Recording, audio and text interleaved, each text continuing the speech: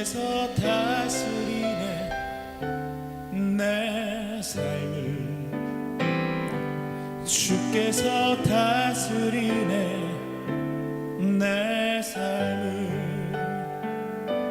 주께서 다스리시네 지금도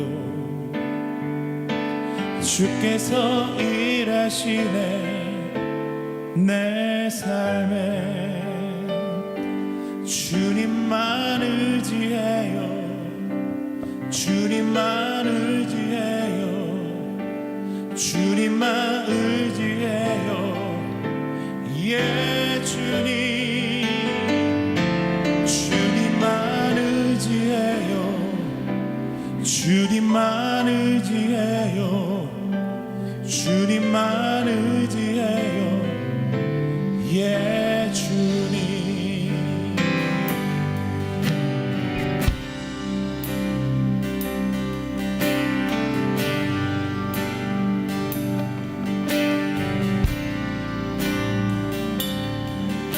함께 고백합시다. 주께서 다스리네 내 삶을 주께서 다스리네 내 삶을 주께서 일하시네 지금도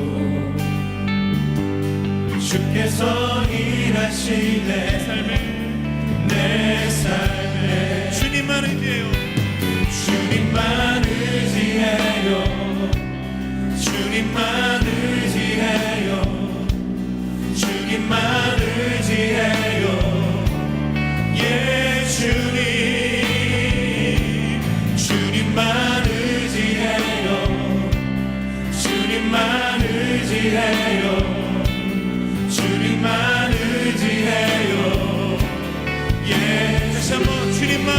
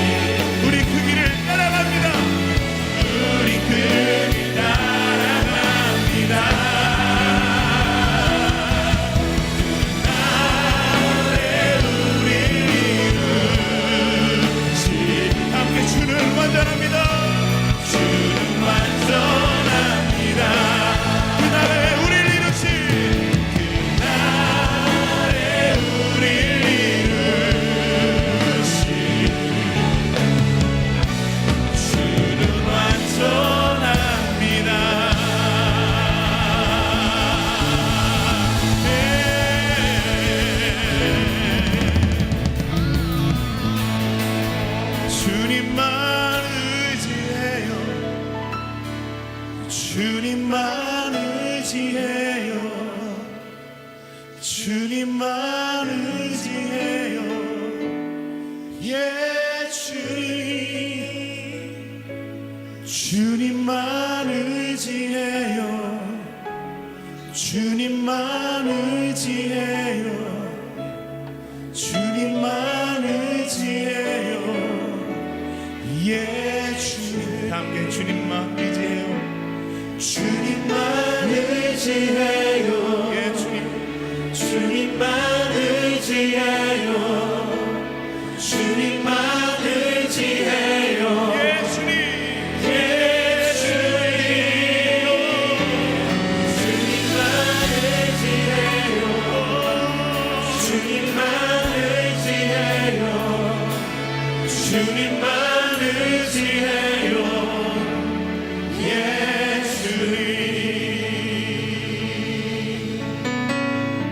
하나님, 우리 가운데 말씀하여 주시는 너희는 두려워하지 말라, 우리 가운데 말씀하실 때 하나님, 우리 마음속에 모든 묶여져 있던 것들이 풀어지게 하여 주시고, 아멘. 우리가 두려움의 모든 틀을 깨고 나오게 하여 주시고, 아멘. 우리가 그 두려움을 파하고 우리가 세상 가운데로 나아갈 때에 우리 삶에 쌓여있는 모든 견고한 진들이 파해지게 하여 주시옵소서. 아멘. 여리고 성이 무너지게 하여 주시고, 아멘. 우리가 밟는 그곳마다 하나님께서 기럇 아르바를 헤브론 땅으로 변화시키신 것처럼 우리가 밟는 그 땅이 주님의 땅, 바로 헤브론이 되게 하여 주시옵소서. 아멘. 우리 가정이 헤브론이 되게 하여 주시고, 아멘. 우리 직장이 헤브론이 되게 하여 주시옵소서. 다시 한번 주님의 이름을 선포하며 나아갑니다. 주님 홀로 영광 받아 주시옵소서. 아멘. 감사드리며 살아계신 우리 예수 그리스도의 이름으로 기도드리옵나이다. 아멘. 아멘. 할렐루야. 우리를 다스리시고 왕이 되신 하나님 앞에 감사와 영광의 박수를 함께 올려드리겠습니다.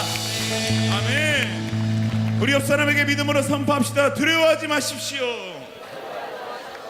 이렇게도 고백합시다. 주님만 따라갑시다. 아멘. 함께 믿음으로 힘차게 박수 치면서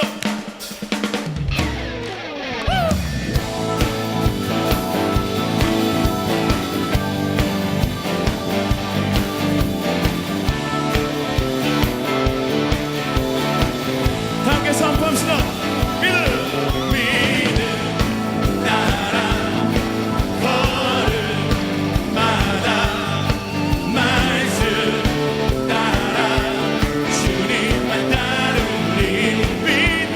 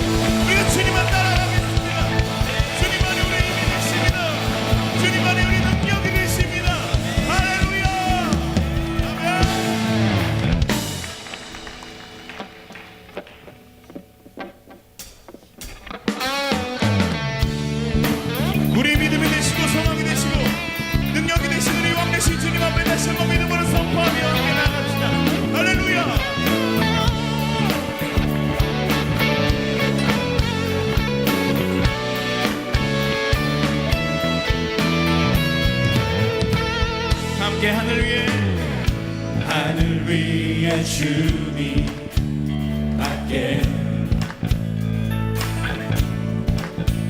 내가 사모할 자 이 세상에 없네. 내 맘과 힘을 믿을 수 없습니다. 주님 믿을 수 없네. 아멘. 오직 한 가지 그 진리를 믿네. 주는 나의 힘이요 주는 나의 힘이요 주는 나의 힘이요 영원히 주를 의지하고 주는 나의 힘이요 주는 나의 힘이요 주는 나의 힘이요 영원히 주를 의지하리.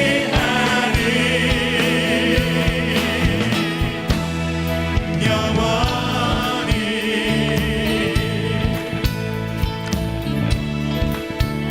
우리 자매님들이 고백해볼까요? 하늘 위에 주님 밖에 내가 사모할 자 이 세상에 없습니다. 내가 사모할 자 이 세상에 없네. 우리 형제님들이 내 맘과 힘을 믿을 수 없네. 그러나 그 한 가지 오직 한 가지 함께 그 진리를 믿네.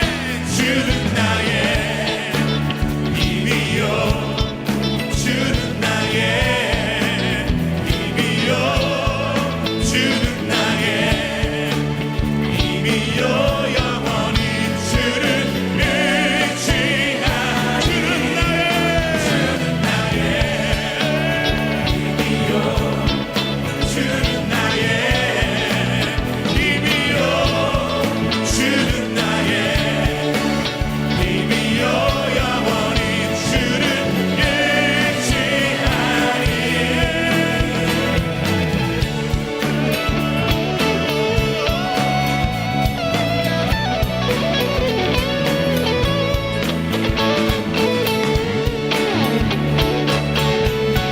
우리 다시 한번 믿음으로 우리 주님 앞에 주는 나의 주는 나의 힘이요 힘이요 주는 나의 주는 나의 힘이요 힘이요 주는 나의 힘이요 힘이요 영원히 주를 의지. 우리 목소리로 주는 나의 힘이요 주는 나의 힘이요 주는 나의 힘이요 영원히 주를 의지하리. 주는 나의 힘이요 힘이요 주는 나의 힘이요 주는 나의 힘이요 영원히 주를 의지하리.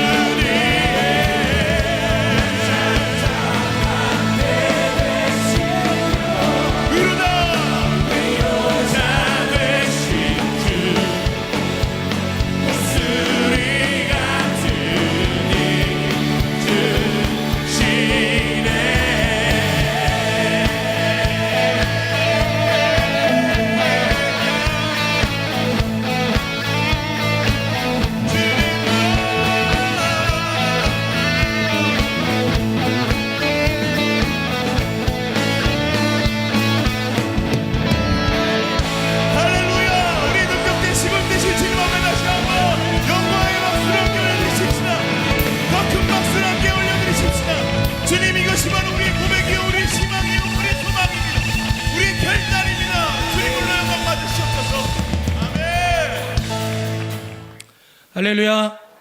오늘도 하나님께서 우리와 함께 하셔서 저와 여러분들의 예배를 기쁘게 받아주시는 줄로 믿습니다. 오늘도 예배 가운데 우리에게 힘 주시고 능력 주시는 주님을 만나시고 그 힘을 얻는 귀한 시간 되시기를 바랍니다. 우리 옆에 분들과 한번 인사해 볼까요? 하나님이 당신의 능력이 되십니다. 믿으십니까? 네, 눈에 좀 힘을 주시고 능력 있는 힘 받은 사람의 모습으로 한번 우리 예배에 또 집중하고 말씀에 또 집중해보는 귀한 시간 됐으면 좋겠습니다. 자, 오늘 이 저녁에 우리에게 주시는 하나님의 말씀 마태복음 25장 24절에서 28절까지 말씀입니다. 마태복음 25장 24절에서 28절까지 말씀. 자, 길지 않은 말씀이니까요, 우리 함께 한 목소리로 성경도 읽으시고 우리 화면 보면서 같이 한번 읽어봅니다. 시작. 한 달란트 받았던 자는 와서 이르되 주인이여 당신은 굳은 사람이라 심지 않은 데서 거두고 해치지 않은 데서 모으는 줄을 내가 알았으므로 두려워하여 나가서 당신의 달란트를 땅에 감추어 두었었나이다. 보소서 당신의 것을 가지셨나이다. 그 주인이 대답하여 이르되 악하고 게으른 종아 나는 심지 않은 데서 거두고 해치지 않은 데서 모으는 줄로 내가 알았느냐. 그러면 네가 마땅히 내 돈을 추리하는 자들에게나 맡겼다가 내가 돌아와서 내 원금과 이자를 받게 하였을 거니지나 하고 그에게서 그 한 달란트를 빼앗아 10달란트 가진 자에게 주라. 아멘.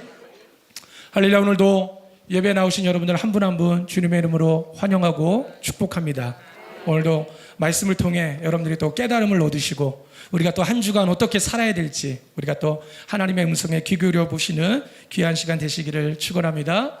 자, 오늘 하루 우리 플러스 원데이 첫날로 저희가 이렇게 보냈는데 어떻게 하루 수고 많이 하셨죠? 별로 안 하셨나요? 우리 옆에 분에게 오늘 하루 수고 많이 하셨습니다. 전도하시는 분들은 전도하시느라 수고 많이 하셨고 부스에서 또 봉사하시는 분들은 봉사하느라 수고 많이 하셨고 또 아무것도 안 하신 분들은 아무것도 안 하느냐고 또 수고 많이 하셨고 저마다 다 수고 많으셨어요. 오늘 이 예배의 시간이 우리에게 휴식과 또 새롭게 충전하는 그런 시간이 되었으면 좋겠습니다. 자, 이번 플러스 원데이의 우리 주제는 이제 옆에 써 있는 것처럼 함께해 봄이라는 이제 그런 주제를 가지고 저희가 진행하고 있고 테마가 있어요. 테마. 이번 플러스 원데이의 테마가 뭔지 아십니까? 복고는 너무 이제 좀 그렇고 추억. 같은 말해도 좀 아름답잖아요. 그죠? 추억 여행. 이번에 우리 플러스 원데이의 테마가 추억이에요. 그래서 여러분들 오늘 낮에도 이제 뭐 교복 얼굴 집어넣고 사진 좀 찍으셨나요? 또 뭐 쫀득이도 드시고 번데기도 드시고 여러 가지 아마 많은 추억들을 이제 떠올려 보셨을 텐데 저는 이번에 플러스 원데이를 이제 이렇게 진행해 나가면서 추억, 나에게는 어떤 추억이 있을까? 나의 어렸을 때를 떠올려 보면 뭐가 가장 기억에 남을까를 생각해 봤더니 떠오르는 것이 한 가지가 있더라고요. 그게 뭐냐면 예전에 저희가 이렇게 학교 다닐 때 숙제를 이렇게 노트에 적어서 이렇게 내면 선생님이 거기다가 도장을 하나씩 꼭 찍어서 주시는데 주로 이제 제 노트에 있었던 그 도장 참 잘했어요. 도장 익숙하신 분들 계시죠? 별로 처음 보시는 분들도 계시는 것 같아요. 저는 어렸을 때를 떠올려 보니까 항상 노트마다 참 잘했어요가 찍혀 있었어 가지고 추억을 떠올려 보니까 교복 이런 건 잘 모르겠고 참 잘했어요가 떠오르더라고요. 물론 이제 공감이 안 되시는 분들도 있죠. 이분들에게 익숙한 거 있죠. 다음 도장 한번 띄워줘 보세요. 뭐예요? 더 노력해요. 참 잘했어요를 받는 학생이 있는가 하면 뭐 이렇게 해왔어 이게 아니라 선생님들도 긍정적으로 더 노력해요 이렇게 도장을 찍어주시곤 하셨는데 여러분들은 어렸을 때 어떤 도장을 주로 많이 받으셨습니까? 그래도 명색이 우리 꿈의 교회가 안산의 강남이라는 그런 별명을 얻는 교회인데 아마 여기 계신 분들은 참 잘했어요를 아마 좀 많이 받으셨으리라고 생각이 되어집니다. 뭐 옛날 얘기 말고 오늘 이제 우리가 플러스 원데이를 딱 보냈는데 이번 주하고 이제 다음 주 우리가 2주에 걸쳐서 플러스 원데이를 하지 않습니까? 오늘 플러스 원데이 첫날을 우리가 보내면서 여러분들이 받으신 도장은 어떤 도장을 받으셨나요? 이 플러스 원데이는 누가 이걸 진행하는 거예요? 뭐 김학종 목사님이 하라고 해서 하는 것도 아니고 지영 목사님이 막 하라고 하니까 하는 게 아니라 하나님께서 가장 기뻐하시는 일이 뭐예요? 집 나갔던 탕자. 오늘 렘브란트의 그림 보시지 않았습니까? 집 나갔던 탕자가 아버지께로 돌아오는 것을 우리 하나님은 가장 기뻐하신다는 거죠. 그래서 저희가 1년에 두 번밖에 안 하지만 사실 하나님은 아마 매주 1년에 52주가 플러스 원데이였으면 좋겠다. 첫째 주는 플러스 원데이, 둘째 주는 뭐 원 플러스 원데이, 셋째 주는 홈 플러스 원데이, 뭐 이렇게 돌아가면서 아마 우리 하나님은 그걸 바라지 않으실까? 한 영혼이라도 새롭게 돌아오는 그런 예배를 하나님은 가장 기쁘게 받으시는 줄로 믿습니다. 오늘 하루 우리가 받았던 성적표, 여러분들은 참 잘했어요의 도장을 받으셨는지, 아니면 조금 내가 덜 노력한 게 있어갖고 더 노력하세요라고 하는 도장을 받았는지 우리 스스로를 한번 좀 돌아보아야 될 것 같습니다. 다음 주에 이제 한 주가 더 남았거든요. 우리 하나님은 기회를 주시는 하나님. 수능 시험은 1년에 한 번 보면 끝나잖아요. 얼마나 억울해, 그죠? 그래서 다음 주에 한 주가 더 시간이 있으니까 여러분들이 한 주간 또 열심히 노력하시고 기도하셔서 다음 주에는 꼭 참 잘했어요를 받는 그런 저와 여러분들이 되셨으면 좋겠습니다. 자, 오늘 설교의 제목은요, 자, 한번 읽어볼까요? 자, 설교 제목 시작. 믿음은 동사입니다. 자, 동사가 뭐예요? 명사, 그러면 어떤 이름, 뭐 사물, 뭐 이런 걸 얘기하는 거고, 동사는 움직임, 행동을 뜻하는 그런 품사를 우리가 동사라고 이야기합니다. 자, 믿음이 무슨 뜻이에요? 믿음. 자, 국어사전에 있는 걸 제가 한번 오려봤어요. 믿음은 어떤 거냐? 자, 믿음은요, 어떤 사실이나 사람을 믿는 마음. 보이시죠? 그 다음에 종교에서는 신앙, 절대자나 창조자나 종교 대상을 믿는 그런 두려워하고 또 경건히 여기면서 의뢰를 갖는 그런 마음을 믿음이라고 얘기하는데, 품사가 빨간색으로 써 있어요. 뭐라고 써 있어요? 명사라고 써 있습니다. 명사. 믿음은요, 원래 국어사전을 펼쳐보면 품사가 명사예요. 명사. 근데 저는 오늘 제목을 믿음은 명사가 아니라 믿음은 동사입니다 라고 붙여봤어요. 무슨 뜻이냐? 여러분들, 믿음이라고 하는 게 오늘 국어사전에 있는 것처럼 우리가 절대자를 신뢰하고 두려워하고 또 의지하는 그런 마음, 그런 것을 우리가 믿음이라고 정의 내렸거든요. 근데 아까 우리가 찬양에서도 막 여러분들 큰 소리로 믿음이 이기네 막 우리가 찬양했단 말이죠. 근데 찬양할 때는 막 열심히 했어. 그리고 믿음이라는 말이 무슨 뜻인지는 알아요. 근데 여러분들이 오늘 예배 마치고 이제 일주일 동안 또 세상 가운데 나갈 거잖아요. 그러면 맨날 삶에 치이고 또 경쟁에서 맨날 뭐 눌리고 여러 가지 삶의 힘들고 어려운 문제들 때문에 맨날 걱정하고 맨날 근심하고 맨날 염려하면서 삶을 산다면, 믿음이라는 말을 알기는 아는데 또 믿음이 이긴다고 찬양을 하기는 했는데 그 믿음이라는 단어가 별 의미가 없다라는 거죠. 믿음이라는 단어가 정말 의미가 있으려면 진짜로 우리가 단어의 뜻 그대로 믿어야지 의미가 있는 거예요. 그래서 믿음은 그냥 명사로 정의 내리고 끝나는 것이 아니라 진짜로 믿고 진짜로 행할 때 그 믿음이 참된 의미를 가지는 줄로 믿습니다. 그래서 믿음은요, 그냥 머리로 알고 지식으로 아는 게 아니라 우리의 몸으로 움직이고 행동해야 되는 게 진짜 믿음이라는 거죠. 그래서 우리 히브리서 기자는 뭐라고 얘기합니까? 행함이 없는 믿음은 죽은 믿음이다. 죽은 믿음. 믿음의 죽은 믿음, 산 믿음이 어디 있어요? 그건 굉장히 완화시켜서 한 말이고, 원래 그대로 하면 야, 믿음이 있다고 말하면서 행하지 않으면 그건 믿음이 없는 거나 마찬가지다 라는 그런 뜻이죠. 그래서 오늘은 믿음은 동사입니다. 믿음 생활에 관련된 그런 얘기를 하려고 그러는데 뭐 끝도 없죠. 우리 믿음 생활, 그러면 해당하는 것들이 얼마나 많아요. 예배, 뭐 찬양, 봉사, 또 뭐 기도, 전도, 뭐 이런 여러 가지 모든 것들이 전부 믿음 생활 안에 들어가요. 그런데 그냥 하나의 단어로만 놓으면 의미가 없다는 거죠. 찬양, 하나님을 경배하고 높여드리는 거 알기는 다 알아요. 근데 여러분들 찬양하면서 멍하니 가만히 앉아 있으면, 행함이 없으면, 찬양에 대한 것을 알기는 아는데 내 몸이 따라와 주지 않고 행함이 없으면 그 찬양에 대한 지식, 그건 아무 의미가 없다라는 거죠. 제가 아까 저쪽에서 찬양을 하면서 굉장히 은혜 받은 게 우리 드럼 치는 형제한테서 굉장히 은혜 받았어요. 얼마나 열정적으로 드럼을 치는지 그 순간 제 마음에 드는 게, 그래, 찬양하려면 저 정도는 해야 된다. 진짜 있는 몸대로 막 땀 삐질삐질 막 흘려가면서, 어떤 분들 막 춥다고 맨날 예배 때 불평하시는 분들 계시는데 드러머처럼 찬양해 보세요. 땀이 삐질삐질 흐를 거야. 이따가 찬양할 건데 여러분들 땀 닦으면서 찬양하시기 바랍니다. 예. 그러니까 찬양이라는 말도 하나님께 올려드리라는 뜻이 있지만 내가 그렇게 찬양하지 않으면 아무 의미가 없다는 거죠. 사랑도 마찬가지고 모든 게 다 마찬가지예요. 그래서 할 얘기가 굉장히 많지만 오늘은 또 시간이 짧으니까 두 가지만 얘기하려고 그래요. 첫째는 우리 성도들이 듣기 싫어하는 설교 중에 하나라고 하지만 그래도 이번 주간이 플러스 원데이 주간이니까 전도에 대한 말씀을 하나 드리고 또 하나 시간이 되면 기도에 대한 말씀을 좀 드리려고 그래요. 전도는 명사가 아니라 동사입니다. 한번 따라해 볼까요? 전도는 동사입니다. 자, 전도가 뭘까요? 자, 또 여러분들 도와드리기 위해서 사전을 제가 또 오려왔어요. 자, 전도에 대한 사전의 뜻 한번 읽어볼까요? 첫 번째 뜻 시작. 도리를 세상에 널리 알림. 자, 두 번째 뜻 시작. 기독교의 교리를 세상에 널리 전하여 믿지 아니하는 사람에게 신앙을 가지도록 인도함 또는 그런 일. 품사가 뭐예요? 명사라고 써 있어요. 뜻이에요, 뜻.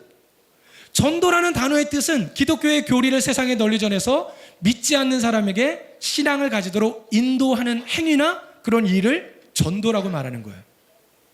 그런데 이 단어 역시 마찬가지. 전도라는 말 뜻은 알아. 그런데 내가 전하지 않으면 움직이지 않으면 그 단어의 뜻은 아무 의미가 없다라는 거죠. 말 그대로 전도라는 말 그대로 우리가 그것을 누군가에게 전했을 때 전도가 진짜 전도가 되어지는 거예요. 그래서 전도는 품사가 명사가 아니라 동사, 실제로 전하는 것이라는 사실을 여러분들이 꼭 기억하시기를 바랍니다. 어떻게 이번에 전도 해보셨나요? 해보셨죠? 네. 작년에 우리 교회가 이렇게 교회 안에 막 전도에 대한 붐을 일으키기 위해서 전도 표어 공모전을 한 적이 있어요. 여러분들 응모해 보셨습니까? 1등이 아이패드를 줬던가요 그때? 저도 아이패드를 받아보려고 제가 제 이름으로 몇 개 넣는 거 좀 쑥스러워서 딸 이름으로 하나 내고 아들 이름으로 하나 내고 집사람 이름으로 하나 내고 제 걸로 하나 내고서 4개를 내면서 이건 보나마나 내가 받았다. 이거 목사가 받았는데 이거 미안해서 어쩌지? 그런 마음으로 했는데 또 그 기도를 하나님이 들으셨는지 우리 청년 자매님이 이제 그때 대상을 받았는데 그때 대상 받은 그 전도 표어가 뭔지 혹시 기억나시나요? 네, 너무 쉬워가지고 그때 표어가 뭐였냐면 전도 도전. 여기 원안에 들어있는 거 그게 1등으로 뽑힌 거예요. 플러스면 전도는 도전입니다. 그래서 저는 굉장히 나름대로 머리를 써갖고 4개를 냈는데 전도 도전이 1등을 했다 그러길래 처음에는 이게 뭐야? 이거 주최 측의 농간이다. 그런 생각을 했었고 제가 4개 정한 게 굉장히 나름대로 막 생각을 많이 해가지고 썼던 그런 표현이었는데 전도 도전. 너무 쉬운 게 1등으로 뽑혔더라고요. 그리고 몇십만 원짜리 그 아이패드를 선물로 받아가길래 이거 뭔가 좀 문제가 있다라는 그런 생각을 해봤는데 1년이 지난 지금 와서 생각해 보니까 이 전도 도전 글자 하나 거꾸로 돌린 거잖아요. 아무것도 아닌 것 같은데 이 안에 진리가 있구나. 전도는 뭐라고요? 거꾸로 하면 도전. 도전하지 않으면 전도가 될 수가 없다는 거예요. 왜 난 그걸 몰랐을까? 저는 막 어려운 말 막 썼거든요. 가장 좋은 전도지는 당신의 얼굴입니다. 뭐 이런 거. 뭐 이런 여러 가지를 막 적어서 냈는데 너무 간단한 거. 전도, 도전. 전도는 곧 도전입니다. 여러분들 이번에 도전 해보셨습니까? 해보신 분들은 아멘 하잖아요. 도전 안 해보신 분들은 주로 이쪽에 앉으셨어요 지금. 도전 안 하신 분 분명히 갈리네. 여긴 도전 해보신 분, 여긴 도전 안 해보신 분. 자, 오늘 우리가 읽은 본문 말씀에 보면요, 달란트의 비유는 너무나 잘 아는 말씀이죠. 5달란트 받은 사람, 2달란트 받은 사람, 1달란트 받은 사람이 있어요. 주인이 먼데 여행을 떠나면서 하인들에게 자기의 재산을 맡겼습니다. 뭐 달란트라고 얘기하지만 지금 이게 이제 금의 무게죠. 시가로 따지면 거의 뭐 몇십억에 해당하는 1달란트가 무게로 따지면 33kg 정도 되거든요. 그러니까 지금 돈으로 금값으로 환산하면 1달란트가 몇십억에 해당하는 돈이거든요. 그 주인이 떠나면서 5달란트, 2달란트, 1달란트 맡겼습니다. 나중에 돌아왔어요. 누구는 칭찬을 받고 누구는 꾸중을 들었어요. 칭찬받은 사람은 5달란트 받은 사람, 2달란트 받은 사람 칭찬받았죠. 왜 칭찬받았습니까? 주인이 맡긴 것을 가지고 열심히 장사를 했어요. 그래서 2배를 남겨서 주인에게 드렸어요. 꾸중 받은 사람은 누구예요? 1달란트 받은 사람이 꾸중을 들었습니다. 왜 꾸중을 들었을까요? 오늘 우리가 읽었던 본문 25절 26절 다시 한번 읽어볼까요? 자, 시작. 두려워하여 나가서 당신의 달란트를 땅에 감추어 두었었나이다. 보소서 당신의 것을 가지셨나이다. 그 주인이 대답하여 이르되 악하고 게으른 종아, 나는 심지 않은 데서 거두고 해치지 않은 데서 모으는 줄로 네가 알았느냐. 자, 1달란트 받은 사람이 책망받았던 이유는요, 딱 한 가지예요. 주인이 맡긴 것을 땅에다 그냥 묻어둔 거예요. 한마디로 말하면 아무것도 안 한 거. 5달란트 받은 사람하고 2달란트 받은 사람은 그걸 가지고 뭔가를 했다는 거죠.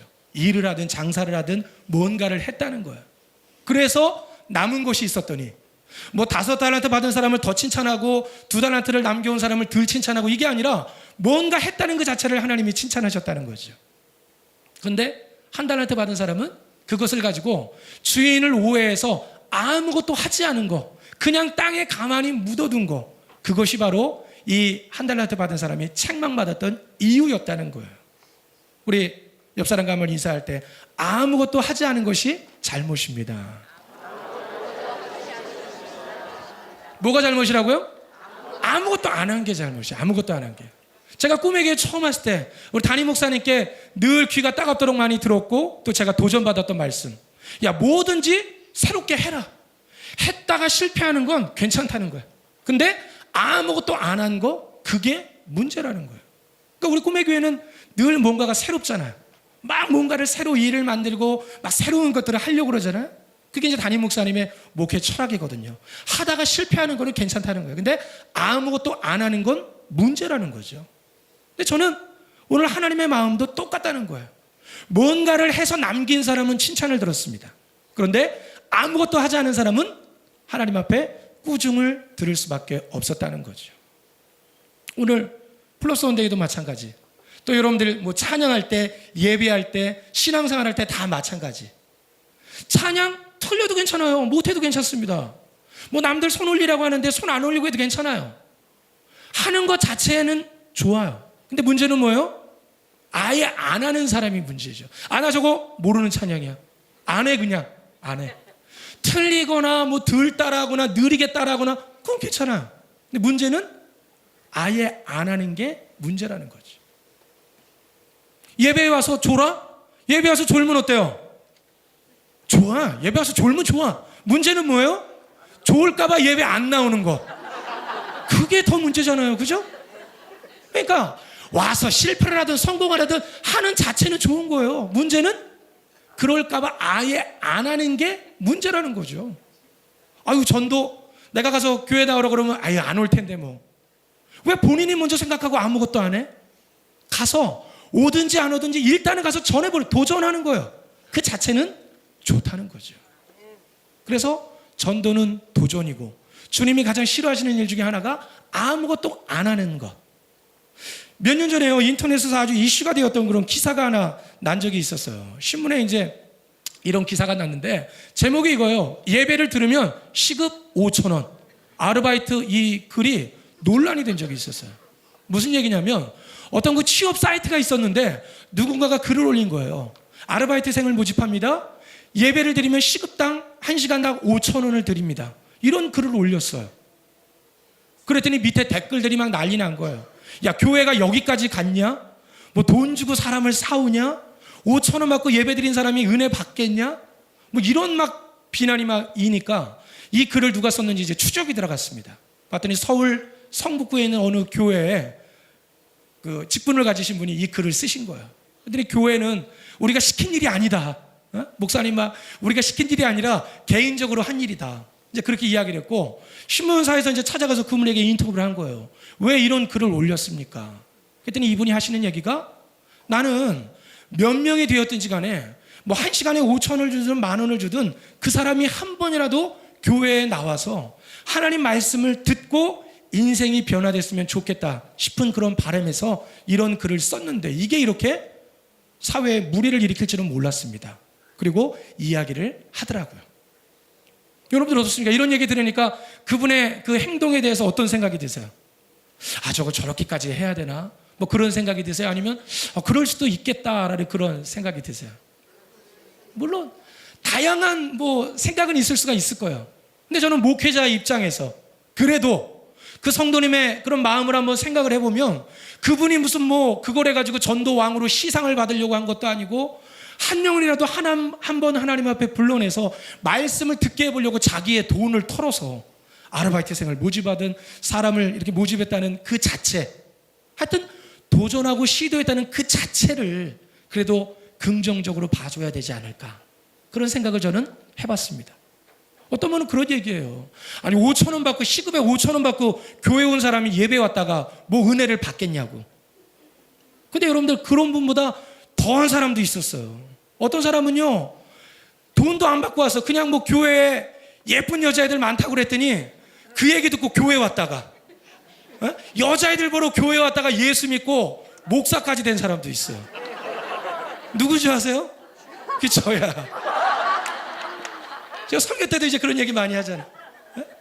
제가 그랬어요. 제 친구가 저를 전도하는데, 제가 고등학교 1학년 때 전도 받았는데 저한테 예수님이 당신을 사랑한다는지 뭐 예수님이 뭐 당신을 위해 십자가를 지셨다든지 이런 얘기 한마디도 안 했어요. 자기네 교회에서 뭐 행사하는데 한번 와보라는 거예요. 근데 제가 별로 안 친했던 친구였거든요. 그래서 그냥 듣는 둥 마는 둥 하고 뒤로 돌아섰는데 그 친구가 기도의 응답을 받았는지 제 뒤통수에다 복음을 한마디 던지더라고요. 야 용우가, 우리 교회 가면 예쁜 여자애들 많아. 제가 남자 중학교만 3년, 남자 고등학교만 3년을 다녔거든요. 제가 그 얘기에 그래? 그리고 돌았다가 교회 와서 예수 믿고 구원받고 목사가 됐잖아요.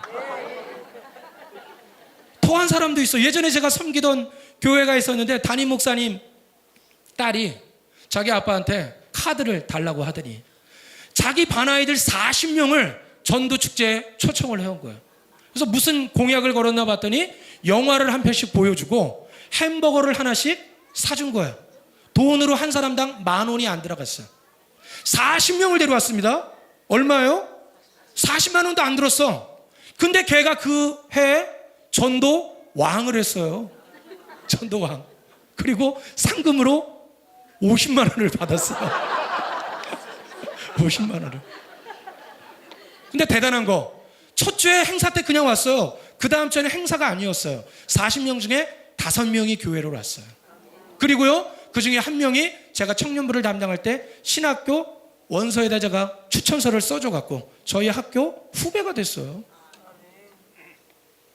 어떤 방법을 써서든지 일단 교회로 데려오니까 하나님이 역사하시니까 여학생 보러 왔다가도 은혜 받고 목사 되고, 햄버거 먹으러 교회 왔다가도 은혜 받고 신학교 가는 사람이 생기더라고요. 하나님이 역사하시면 어떠한 기적도 일어나는 줄로 믿습니다. 우리가 미리 짐작하고 우리가 미리 계산하고 그거 뭐 우리가 미리 생각하고 아무것도 안 하는 거, 그게 가장 큰 문제라는 거예요. 이번에도 제가 저희 지역교회 미션을 준 거예요. 저도 예전에 군대에 있을 때 어느 날 갑자기 아침에 버스가 오더니 무조건 다 타라고 그러더라고요. 그리고는 갔어요. 갔더니 어느 교회야. 그러더니 다 내리라고 그러더니 한쪽에 의자에 우리를 앉혀갖고 예배 드리게 하더니 밑에 가서 밥 주고 나중에 갈 때 차 안에다가 빵이랑 막 잔뜩 실어주더라고요. 그때는 몰랐는데 지금 와서 생각해 보니까 주한 장로교회 총동원 잔치 1년에 한 번씩 하는데, 제가 인천에서 이제 군생활 했었거든요. 그 버스를 보내갖고 우리 군인들을 다 태워갔더라고요. 근데 놀라운 사실, 그 다음 주에 교회 안 다니는 우리 후임들 몇 명이 저랑 같이 교회를 갔다는 거예요. 우리가 도전하면 하나님이 일하시고 하나님이 거두시는 줄로 믿습니다. 이번에도 제가 지역교회 교인들한테 얘기한 거예요. 그 아파트에 노인정도 있고 그러니까 가서 좀 초청해 오라고. 그랬더니 뭐 한 번도 안 갔는데 어떻게 이럴 때 가서 얼굴 두껍게 가서 교회를 오라고 얘기할 수 있냐는 둥 뭐 하냐는 둥 반발이 많은 거예요. 그래서 우리 전사님하고 신방사님한테 데리고, 교인들 데리고 가시라고, 일단은 가라고. 그래서 갔더니 오늘 5분이 오셨고 다음 주에 지금 몇십 명이 올 것 같아. 제 믿음이 그래요. 안 하니까 문제예요. 도전하면 반드시 하나님은 기적을 행해 주시는 줄로 믿습니다. 믿음은요, 명사가 아니라 동사. 일단은 움직이고 행할 때 하나님의 역사가 나타나는 줄로 믿습니다. 전도는 뭐라고요? 도전이에요, 도전. 옆에 분에게 다음 주에 꼭 도전합시다. 전도죠. 머리로만 알면 안 되고 행함으로 나와야 돼. 자, 두 번째 기도. 여러분들 기도 어떻게 하십니까? 기도에 대한 설교를 하자고 해도 끝도 없겠어요. 근데 잠깐 여러분들에게 몇 가지만 좀 말씀드리면 우리가 기도할 때 착각하는 게 몇 가지가 있어요. 자, 지난 금요일도 우리가 기도하는데 뭐 일교회 몸이 좀 위급하신 분을 위한 중보 기도를 요청을 했어요. 자, 여러분들 기도할 때 이번 우리 플러스 원인데 여러분들 전도할 때도 역시 마찬가지예요. 전도는 어디서부터 시작하냐면 따라합니다. 전도는 기도로 시작됩니다. 전도는 뭘로 시작된다고요? 내가 작정해 놓은 VIP를 놓고 기도하는 데서부터 전도가 시작되는 거예요. 우리가 그걸 중보 기도라고 그러죠. 근데 우리가 착각하고 잘 모르는 것 중에 하나. 자, 금요 기도회나 이럴 때 우리가 기도할 때 몸이 아픈 분들을 위해 기도할 때가 있습니다. 하나님, 어떤 집사님이 몸이 아프시다고 그럽니다. 하나님 고쳐주십시오. 자, 이 기도 우리가 자주 하는 기도예요. 자, 이 기도에 문제가 두 가지가 있다는 거예요. 첫째는 뭐냐? 마치 우리는 우리가 기도하기 전에 하나님이 그 집사님이 아프셨다는 사실을 모르고 계셨던 것처럼 기도할 때가 있다는 거예요. 집사님, 아니 하나님, 그 집사님이 아프시답니다. 하나님 제발 그분을 좀 고쳐주십시오. 하나님 뭐라 그래요? 내가 이미 알고 있었다. 하나님은 우리의 모든 것을 이미 알고 계셨다는 거죠. 과정이에요, 과정. 하나님이 고쳐주실 수도 있고 아니면 그분의 생이 다 하셔갖고 천국으로 가실 수도 있고 하나님 나름대로의 계획들을 이미 가지고 계셨다는 거예요. 근데 우리는 내가 기도하지 않으면 하나님이 아무것도 모르고 계신 것처럼 착각할 때가 있다는 거죠. 여러분들이 여러분들의 VIP를 위해서 기도를 하든 안 하든 아무 상관이 없어요. 이미 하나님은 그분을 구원하실 계획들을 가지고 계신 줄로 믿습니다. 신방을 다니다 보면요, 종종 우리 여자 권사님들이나 집사님들 가운데 남편이 오랫동안 전도했는데도 교회 안 나와. 그리고 세월이 갈수록 꼴 보기가 싫어. 그래갖고 기도도 안 해. 그분을 구원해달라는 기도도 안 하는 분들이 얼마나 많은지 몰라요. 그럼 제가 신방 가서 늘 혼내요. 기도를 해야지. 기도를 해야 어쨌든 하나님의 때가 되면 열매가 거둬지는 거지. 기도도 안 하면 어떡하냐. 우리가 기도하지 않아도 물론 하나님은 다 알고 계셔요. 그분이 구원받아야 된다는 거, 그분이 아프고 있다는 거 다 알고 있어요. 하지만 우리가 기도해야죠. 그런데 그 기도에서 우리가 또 문제가 뭐냐? 기도를 들어주는 주체가 누군지, 기도할 때 도대체 응답해 주시는 분이 누군지를 우리가 알아야 되는데 우리는 기도할 때요, 마치 우리가 주인이고 하나님이 종인 것처럼 기도를 해. 하나님 고쳐주십시오. 고쳐주셔야 됩니다. 그리고는 싹 우리의 기도는 끝나버려요. 하나님 이거 해주셔야 됩니다. 하나님 이거 해주십시오. 그리고는 우리는 아무것도 안 하고 끝나버리는 경우가 있다는 거죠. 이게 우리가 기도하면서 저지르는 잘못이라는 거예요. 기도는요, 기도도 역시 동사입니다. 동사. 성숙한 사람은 기도를 어떻게 해야 되느냐? 하나님, 누구놈이 집사님이 아프시다는데 하나님 그거 알고 계시죠. 하나님이 그분을 향한 계획을 가지고 계신 줄로 믿습니다. 치료하시는 하나님께서 기왕이시면 속히 치료해 주시고 하나님의 뜻대로 운행해 주십시오. 여기까지 기도하는 것도 좋아요. 근데 진짜 성숙한 기도는 어떻게 되느냐? 그런데 하나님, 제가 그 집사님을 위해서 할 수 있는 일이 뭐가 있을까요? 하나님, 제가 그 집사님을 위해서 할 수 있는 일은 없을까요? 제가 뭐 성경 문구가 담긴 문자를 한번 보내볼까요? 아니면 모르는 분이지만 과일을 사가지고 한번 찾아가 볼까요? 아니면 그 가족들을 한번 위로해 볼까요? 우리는 뭐뭐 해 주십시오. 내가 주체자가 되고 하나님한테 막 시키고 우리의 기도가 끝나버리는 경우가 많다는 거죠. 근데 진짜 성숙한 기도는 우리의 행동이 뒤따라오는 기도. 기도가 동사로 끝나야 된다는 거예요. 하나님, 제가 할 수 있는 일은 뭐가 있을까요? 제가 그 집사님이 아프다는데 그 집사님을 위해서 할 수 있는 일이 뭐가 있겠습니까? 제가 지금 기도하고 작정하는 VIP가 있는데 이 VIP를 구원해 주십시오. 그런데 제가 그 VIP를 위해서 무엇을 할 수 있을까요? 제가 할 수 있는 일을 알려주십시오. 거기까지 나아갈 때 그 기도가 성숙한 기도인 줄로 믿습니다. 마치 그런 거예요. 시험 볼 때 그냥 하나님, 제가 볼펜 굴릴 테니까 답 알려주십시오. 그리고는 그냥 볼펜 굴려. 공부는 안 해. 그거랑 똑같은 기도를 우리가 하고 있는 거예요. 그냥 해주십시오. 고쳐주십시오. 들어주십시오. 그리고 나는 아무것도 안 해요. 왜? 하나님께서 다 하실 거니까 난 아무것도 안 해도 된다는 거예요. 우리 감리교회 구원관은요, 한번 따라해 보실까요? 좀 어려운 말인데 한문이거든요. 신인협조설. 한번 따라해 보실게요. 시작. 신인협조설. 우리 감리교회 구원관, 오늘도 어떤 분이 장로교를 오래 다니시다가 우리 교회 오셨는데 아직 등록은 못 하겠대. 우리 교회가 감리교회라서. 그러면서 감리교와 이 장로교의 차이점을 물어보시더라고요. 우리 감리교회 구원관 가운데 중요한 거 하나가 신인협조. 신은 하나님, 인은 우리 인간. 우리의 구원은 하나님과 우리의 협조가 이루어질 때 참된 구원이 이루어진다는 거예요. 장로교는요, 예정론이에요. 뭐냐면 구원받을 사람이 정해져 있다는 거예요. 또 거기서 하나님 은혜는 견인적 은총이라고 그래서 여러분들 차가 고장나면 앞에서 끌고 가는 차를 뭐라고 그래요? 견인차라고 그러죠. 견인차. 끌고 가고 뒤에 차는 운전을 못해요. 앞에서 끌고 가는 데로 가야 돼. 장로교는 견인적 은총. 하나님이 구원으로 끌고 가시면 뒷사람은 그냥 따라가기만 해야 돼. 근데 우리는 아무것도 안 해도 돼. 근데 어떻게 우리가 아무것도 안 해도 됩니까? 말씀대로 살아야죠. 전도해야죠. 기도해야죠. 예배해야죠. 우리가 해야 될 게 얼마나 많은데.